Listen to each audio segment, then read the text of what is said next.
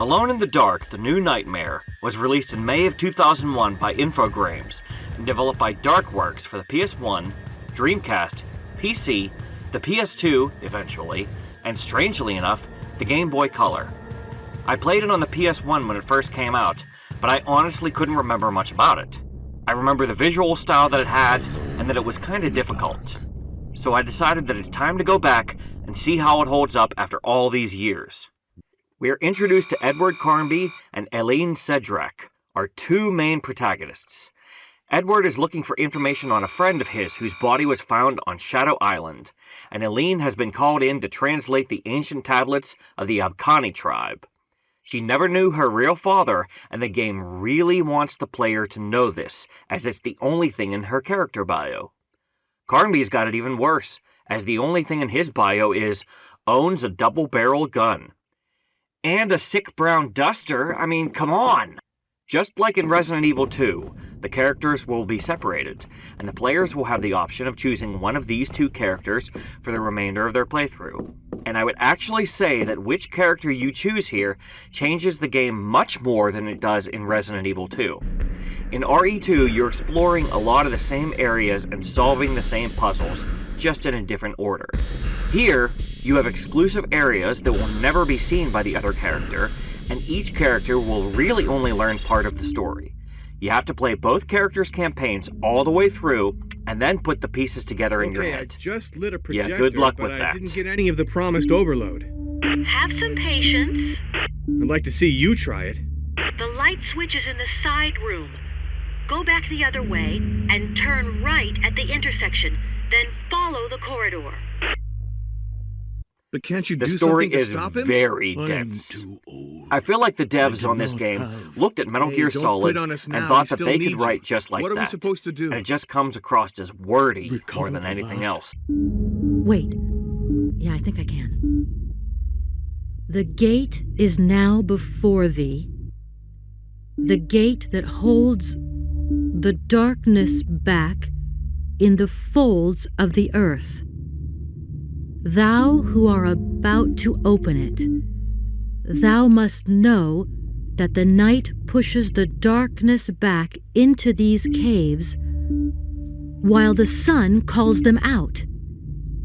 Thus, if the gate is opened, whilst the orb of day casts its first light, the darkness will spill out across the world, paving the way for its creatures, who will then roam the surface of the earth, feeding off the blood of all the children of light. That doesn't sound good. Some of the documents just go on for far more than they need to. I'm not opposed to reading documents in a game to give me the backstory or to find the solutions to puzzles, but I'm sorry, 49 pages is just too much for this type of game. Who the heck has that kind of time? Almost all of the texts are like this. They just yammer on and on about the same things over and over, and it's mostly just exposition dumps. The only thing you really need to worry about is the print in red found throughout the pages.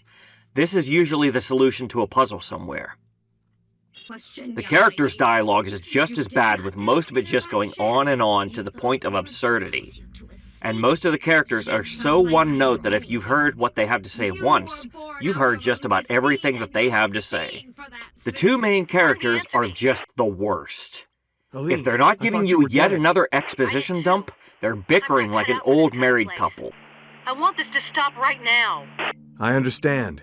You understand? You understand? You don't understand anything. I don't know what you, Johnson, or Professor Morton want of me, but I'm asking for this nightmare to stop right now. Eileen, get a grip on yourself. Where are you? Don't move. I'll come free you. Is that the best you can do? Yes, that's the best I can do. Well, okay then. Hurry up. To make matters worse, they're constantly communicating with each other via walkie-talkies, and it seems like they have to call each other after every little thing just to have a nice chat. You can hit the R2 trigger to manually call the other character, and it will sometimes give you more information about your current task. Other times, The other character will give you some vague information Okay, let me go or look. may not even answer at all. Even if I manage Yeah, to that do Metal so, Gear I Solid still have to comparison is locate starting to an make energy more sense source. now. Giving credit where credit is due, there was one subplot I found really interesting. Aline comes across the spirit of a man named Judas Deserto, which I always get confused with Derceto, the mansion in some of the other games in the series. I think it's just supposed to be a play on the word deceit, and it's pretty obvious that the guy is not to be trusted. You're given the task of bringing him a mirror, and when you do, you'll get the option of handing it over or not. Obviously, you're supposed to say no, and Aline smashes the mirror, sending Deserto back to hell. Though I do love saying yes to giving him the mirror and getting an instant game over.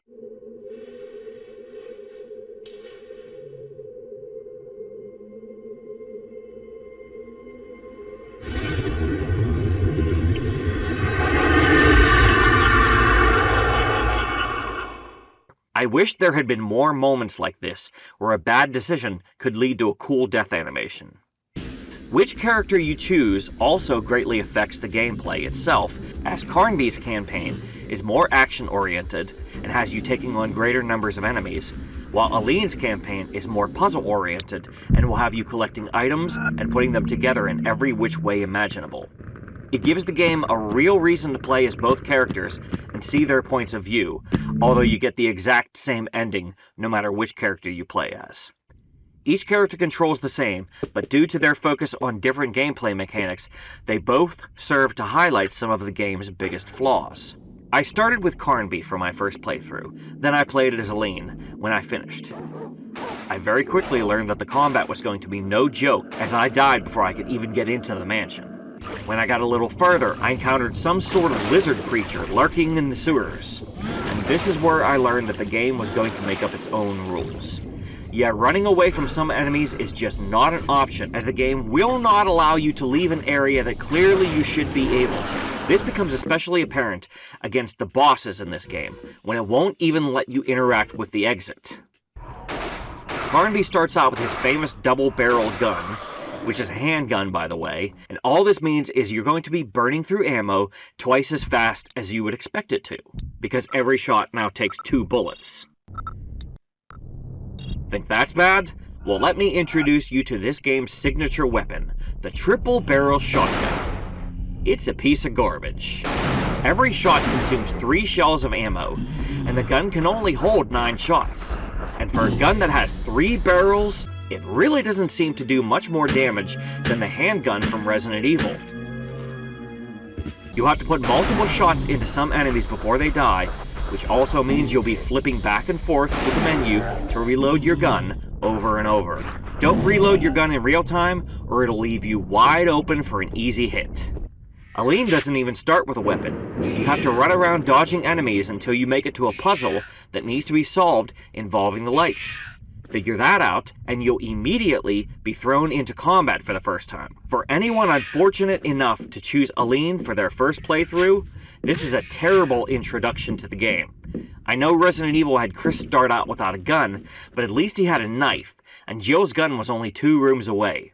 You can possibly die here before you ever get your hands on your first weapon. Combat is clunky as hell. You hold R1 to draw your weapon, and press X to shoot, and it has a bit of a lock-on. I say a bit because you won't spin completely around like it does in Resident Evil. You have to manually aim your character at the target, then wait a moment until they start tracking it with their gun. That's the only time your shots will count. If you're using explosive weapons, you'll see them detonate in midair for no reason. I would have gladly traded the ability to walk with my gun drawn for being able to aim up or down. Instead, you have to rely on the auto-aim for small or flying enemies, which makes certain guns absolutely useless against certain enemies. The term bullet sponge isn't harsh enough for the bosses. They're more like bullet sandbags. They eat so much ammo, have no health bars, and sometimes the fights can glitch out, making the boss completely impossible to kill, no matter how much you pelt them with. Let me show you what the average boss fight in this game looks like.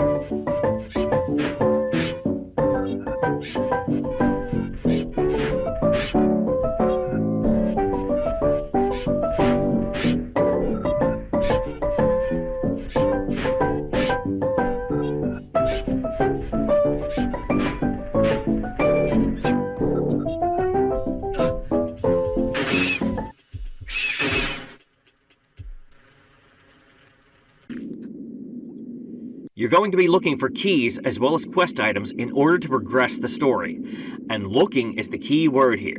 You can barely see items in this game even if your flashlight is pointing directly at them. I spent a good portion of the game mashing the search button on every single surface for fear of missing something vital.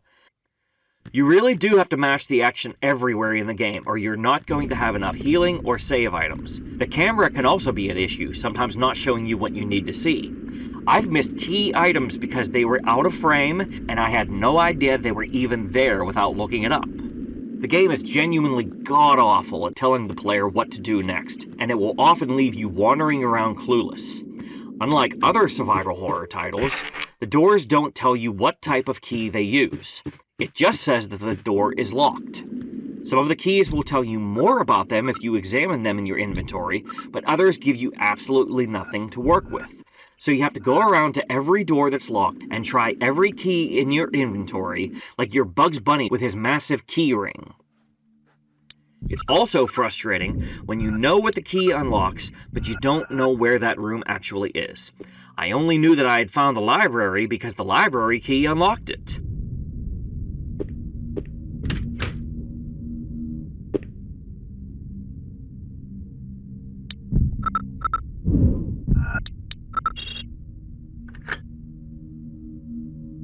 At least the keys are all one-time use, and then they disappear from your inventory. Otherwise, I'd be hoarding keys like this was Oblivion. You've also got to psychically know when you have to backtrack to use an item, and the game often does a poor job of explaining that this goes with that. It can be confusing enough early in the game when you're just exploring the mansion, but when you get to some of the later sections of the game, you'll explore some massive areas with massive amounts of backtracking. There was one time with Carnby where I used a ring to get through a revolving door. I came face to face with the antagonist, Alan Morton, who locked me in a room, and I had to wander in the dark pulling switches in a certain order, and I do mean certain. If you try to deviate from the way the game wants you to do it, Aline will come over the radio and redirect you. Every single time.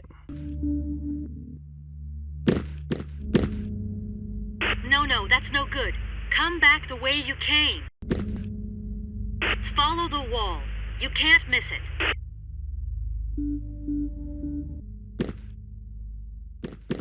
Straight ahead. Yeah, okay. How the hell does she even know where I am? Can she see me or something? This led me through a long series of caves and then finally back to the mansion. I talked with Edenshaw and then headed into the greenhouse. It's here that I found another insignia ring, and it dawned on me how far I was going to have to travel just to get back to the revolving door. I thought to myself, no, they wouldn't make you do that. That's nuts. So I started looking around for a shortcut that I might have missed, only to come up empty-handed. I even checked a walkthrough to see if I was missing something. Nope. You're just expected to hoof it all the way back from whence you came in order to use the item. If you've already killed everything in this area, then you're only going to encounter one single enemy, which makes for a rather boring trek. I had one time during Aline's campaign where I had been running around like a chicken with its head cut off, unsure of what to do next, and had to check a guide.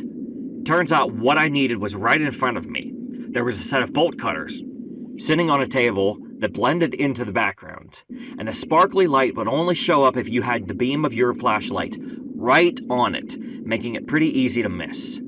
I took them and decided to try them out on a chest in the same room that said, "A chest held tight shut with a chain."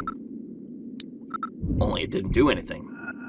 It said I couldn't use the wire cutters right there. I was on the right track, but what I was clearly supposed to do was backtrack all the way through the courtyard, climb over the wall, run into this doorway, and find another identical chest with the exact same message when you examine it. For some reason, this chest can now be opened with the same wire cutters that were useless moments ago. And we're just getting started. You get a key out of the chest, and it's another key where examining it doesn't reveal any new information. After it didn't work on this nearby door, I was totally stumped. I couldn't remember where I had seen another locked door to try it on. This is where my knowledge of Carnby's scenario worked against me, because I remembered the scene where Carnby and Aline meet up and exchange items. And I thought that must be where I'm supposed to go next. So I ran all the way out to the gate where the meeting took place. Along the way, I even ran into a few new enemies that weren't there before, so I thought I was on the right track. I got all the way out to the gate, clicked on it, and...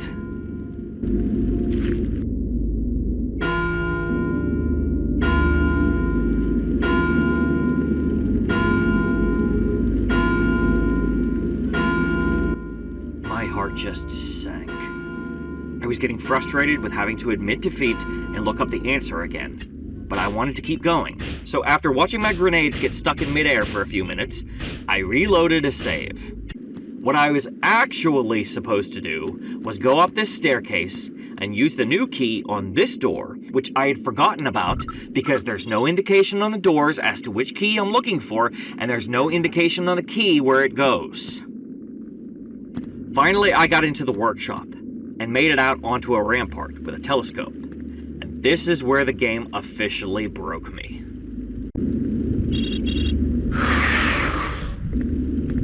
Shit. What the fuck?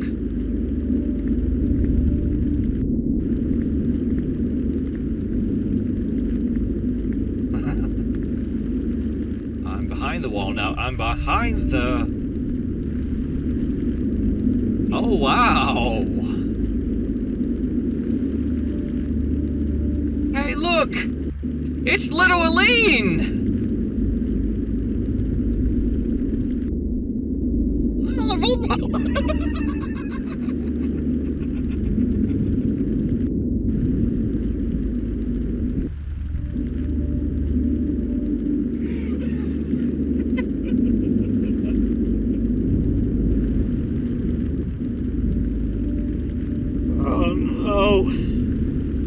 Oh no!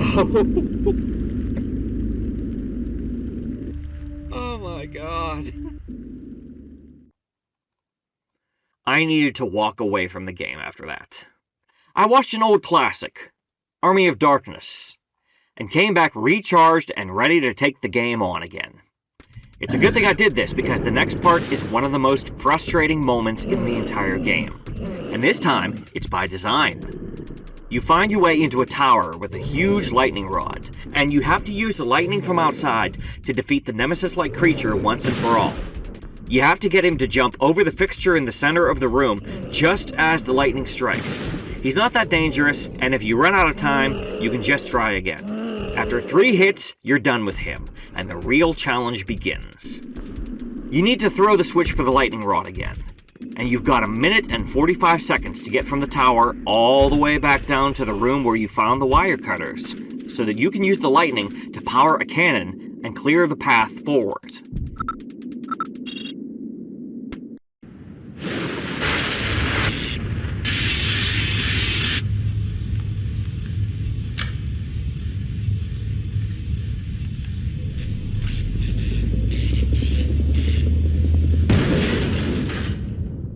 This took me a few tries, and suddenly I felt like I was playing one of those challenge modes from Resident Evil, like the 4th Survivor. Only this time, it was part of the main game. It took me a few attempts to figure out the best path, but I finally made it with seconds to spare. The final section of the game is just miserable with both characters, and it feels a bit unfinished compared to the rest of the game. At the start, you'll find a container that will load you up with ammo, health kits, and saving charms. You're probably wondering why they're doing this. You're probably also wondering why they make your character turn around and walk to the box if they happen to pass it by. It's because this is the last time you're going to see items of these types. That's right, no more medkits, no more charms of saving, and no more bullets for your old guns. You're going to be switching over to energy weapons that are powered by these respawning blue crystals on the path, and you'll get your hands on a handmade flask that can be filled with spring water for healing. The enemies in this area will also respawn endlessly. And remember when I said that the game makes up its own rules? This is where it gets really egregious. The game likes teleporting enemies around a lot. Sometimes the game teleports them right in your face because you tried to run away. There are times when you'll see the blue teleportation vortex, only to have them appear somewhere else, closer to you. Sometimes they'll show up between you and an enemy you were already fighting.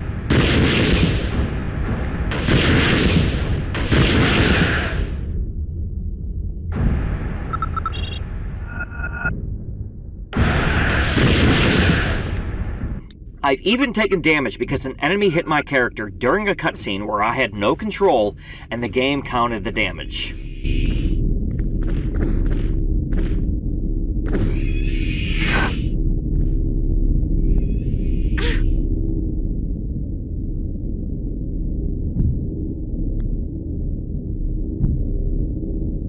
For the final boss of Aline's campaign, I don't know if my game was glitched or if there was some trick to the battle, but I never did manage to beat him. I put every shot into him that I had, and he still looked at me like, "I'm sorry, I didn't notice you there." I finally did manage to get past him by exploiting a glitch. If you just book it past him and hang a left as soon as the cutscene is over, you can slip right by him and leave the room.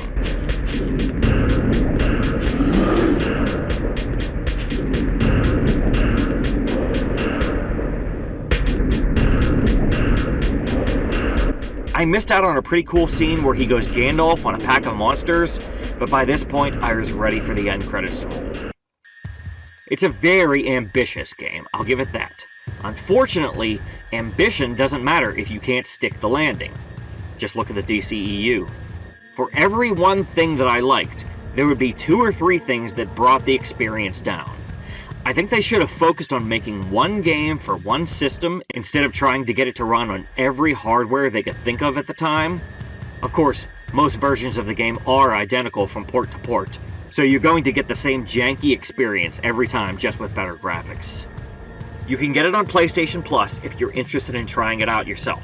At least that way, if you don't like it, you can just pick another game.